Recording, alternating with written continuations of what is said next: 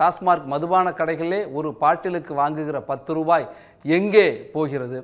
நேரடி நெல் கொள்முதல் நிலையங்களிலே ஒரு மூட்டைக்கு 1 ரூபாய் என்று ஒரு குவிண்டாலுக்கு 100 ரூபாய் விவசாயிகளிடமிருந்து பிடுங்கப்படுகிற அல்லது கட்டாய வசூலிக்கப்படுகிற அந்த குவிண்டாலுக்கு 100 ரூபாய் எங்கே போகிறது? 100 நாள் வேலை உறுதியளிப்பு திட்டத்திலே பல்வேறு முறைகேடு குற்றச்சாட்டு வந்திருக்கிறது. அந்த பணம் எங்கே போகிறது என்று சாதாரண அடித்தட்டு மக்களுக்கான நலத்திட்டங்கள் அவர்களை சென்றடையாமல் தடுக்கப்படுகிறது. அந்த போன்ற திட்டங்களிலும் முறைகேடுகள் நடைபெற்றிருக்கிறதாக குற்றச்சாட்டுகள்லாம் வந்திருக்கிறது. இவையெல்லாம் இந்த அதிருப்தியை, எதிர்ப்பை இன்னும் ஒருபடி அதிகமாக ஏற்படுத்தி இருக்கிறது. ஆட்சியாளர்கள் இதை உடனடியாக நடவடிக்கை எடுக்க வேண்டும். பலமுறை பல ஆண்டுகளாக இந்த 4 ஆண்டுகளாகவே சொல்லி வந்தாலும் கூட நடவடிக்கை இல்லை. அதிருப்தியின் உச்சத்துக்கு செல்வதாக ஒரு பக்கம் சொல்கிறார். நம்மோடு பாஜகவுடைய மாநில துணைத் தலைவர் நாராயணன் திருப்பதி இணைந்திருக்கிறார். சார் வணக்கம். 2 அமைச்சர்கள் பதவி விலகி இருக்கிறார்கள். இன்னும் சிலருக்கு நெருக்கடி முற்றி இருக்குன்னு சொல்றீங்க. நீங்க இன்னைக்கு கூட ஒரு வீடியோ வெளியிட்டு உங்க கருத்தை பதிவு பண்ணீங்க. நேயர்களுக்கு மீண்டும் ஒரு முறை பதிவு பண்ணுங்க. தொடர்ந்து திராவிட முன்னேற்ற கழகத்தினுடைய அமைச்சர்கள் மீதான நீதிமன்ற அவமதிப்பு, நீதிமன்றங்களுடைய கண்டிப்பு, கண்டனம் என்று தொடர்ந்து கொண்டே இருக்கிறது. நாம் பார்த்தோம் திரு செந்தில் பாலாஜி அவர்கள் மற்றும் பொன்முடி அவர்கள் மீதான நீதிமன்றத்துடைய அழுத்தம், அதன் காரணமாக பதவி விலகல்.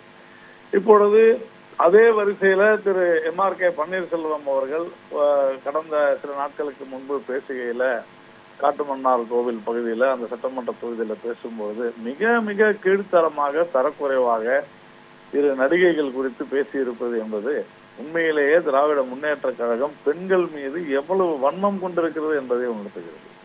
இப்படி பெண்களை தரக்குறைவாக பேசுவதுதான் திராவிட மாடலா என்று கேட்க தோன்றுகிறது. அதே சமயம் துரைமுருகன் அவர்கள் மீதான வழக்கு, பெரியசாமி மீதான அந்த தீர்ப்பு எல்லாமே தள்ளுபடி செய்யப்பட்டு மீண்டும் வழக்குகள் விசாரிக்கப்பட்டிருக்கிறது. இந்த வேளையில அந்த கள்ளக்குறிச்சியினுடைய மாவட்ட செயலராக இருக்கக்கூடிய வசந்தம் கார்த்திகேயன் என்பவர் அந்த சட்டமன்ற உறுப்பினர் ஏற்பாடு செய்திருந்த ஒரு இளைஞர்களுக்கான வாக்குச்சாவடி முகாமில் மது பரிமாறப்பட்டிருக்கிறது உணவோடு என்பது அதிர்ச்சி அளிக்கக்கூடிய விஷயமாக இருக்கிறது. கள்ளக்குறிச்சியில தான் இது போன்ற மிக மோசமான சம்பவம் ஒன்று நடைபெற்று நாம் பார்த்தோம். கள்ளச்சாராய மரணங்கள் அதே தொகுதியில் அப்பொழுதே அவர் மீதே பல விமர்சனங்கள் எழுந்தன. இப்படி தொடர்ந்து சமூக விரோத செயல்கள்ல பெண்களின் மீதான வன்கொடுமை, லஞ்சம், ஊழல் என்று திமுக அரசு தொடர்ந்து தள்ளாடிக்கொண்டே இருக்கிறது. இதற்கெல்லாம் நாம் இவர்களை யாரையும் குறை சொல்லி பிரயோஜனம் இல்லை. இதற்கு முழு காரணமும் நம்முடைய முழு பொறுப்பும் நம்முடைய முதலமைச்சர் திரு மு.க. ஸ்டாலின் அவர்கள் தான் இருக்க வேண்டும். நீங்க அப்படி முதலமைச்சர் சொல்றீங்க. ஆனா 2 அமைச்சர்கள் பதவி விலகி இருக்காங்க. புதுசா ஒருத்தர் மீண்டும் பதவிக்கு கொண்டு வரப்பட்டிருக்காரு. அப்ப முதலமைச்சர் ஒரு நடவடிக்கை எடுத்திருக்காருன்னு தானே பார்க்கணும். அதை அந்த இப்பொழுது புதிதாக சேர்க்கப்பட்டிருக்கிற அமைச்சரை எதற்காக அவர்கள் சில மாதங்களுக்கு முன்பு நீக்கினார்கள் அதையும் அவர் சொல்ல வேண்டும் அல்லவா? அப்போ அதுல அந்த ஆவின் விவகாரத்துல நடந்த முறைகேட்டினால அவர் பதவி இழந்தார். இப்போது சரியாகி விட்டதா? இப்போது சரியாக இருப்பாரா? நீங்கள் பாருங்கள், தொடர்ந்து செந்தில் பாலாஜி மீது அவர் ஒரு மோசடி பேர் வழி ஆள் கடத்தல்காரர் என்றெல்லாம் புகழ சொன்ன அதே திரு ஸ்டாலின் அவர்கள் தான் அவரை அமைச்சராக்கி அழகு பார்த்தார். இப்போது நீதிமன்றம் சொன்ன உடனே பெயிலா என்று கேட்டவுடன் எனக்கு பெயிலே போதும் என்று சொல்லி அமைச்சர் பதவியே விட்டு விலகிவிட்டார். இப்படிப்பட்ட சூழலில் தான் திராவிட முன்னேற்ற கழகம் மிக மோசமான சூழ்நிலை இருக்கிறது என்று நான் சொல்கிறேன். நன்றி சார், உங்களுடைய கருத்துக்களை பகிர்ந்து கொண்டமைக்கு. நீதிமன்றம் ஒரு எச்சரிக்கையை விடுகிறது. நீதிமன்றம் தலையிட்டதற்கு பிறகுதான் இப்படி ஒரு 2 அமைச்சர்கள் பதவி விலகல் என்பது. கடந்த வாரம் பேசுகின்ற பொழுதே நம்மோடு கருத்துக்களை பகிர்ந்து கொண்ட சிறப்பு விருந்தினராக பகிர்ந்து கொண்ட பத்திரிகையாளர்களும் அரசியல் விமர்சகர்களும் என்ன சொன்னாங்கன்னா, அவர்கள் பதவி தானாக ஒன்று விலக வேண்டும் அல்லது முதலமைச்சர் நீக்க வேண்டும் என்று சொல்லியிருந்தார். உளவு நெருக்கடி, உங்களுக்கு பிணை வேண்டுமா, அமைச்சர் பதவி வேண்டுமா என்று உச்சநீதிமன்றம் ஒரு அமைச்சரை பார்த்து கேட்கிறது. அதற்கும் எந்த நடவடிக்கையும் இல்லாமல் அமைதியாக இருக்கிறார்கள். அதை கடந்து பெண்களை மிக இழிவாக ஒரு அமைச்சர் பேசுகிறார். எவ்வளவோ எதிர்ப்புகள் வந்த பிறகும் அவர் இன்னும் அமைச்சராகவே தொடர்கிறார். கட்சி பதவியை விட்டு நீக்குகிறீர்கள்.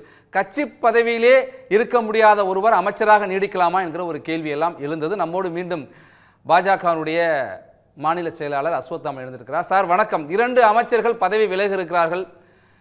3 பேருக்கு நெருக்கடி முற்றுகிறது என்று சொல்கிறார்கள். உங்கள் பார்வை? மொத்தமாகவே திமுகவில் இருக்கிற அத்துணை அமைச்சர், முதலமைச்சர் அனைவருக்குமே நெருக்கடி முற்றிக்கொண்டுதான் இருக்கிறது. மக்களினுடைய மனப்பூர்வமாக இந்த 4 அமைச்சர்களுக்கு சட்டப்பூர்வமாக நெருக்கடி இருக்கிறது. 2 பேருடைய நெருக்கடி முற்றி முடிந்துவிட்டது, செந்தில் பாலாஜி அவர்களுக்கும் பொன்முடி அவர்களுக்கும்.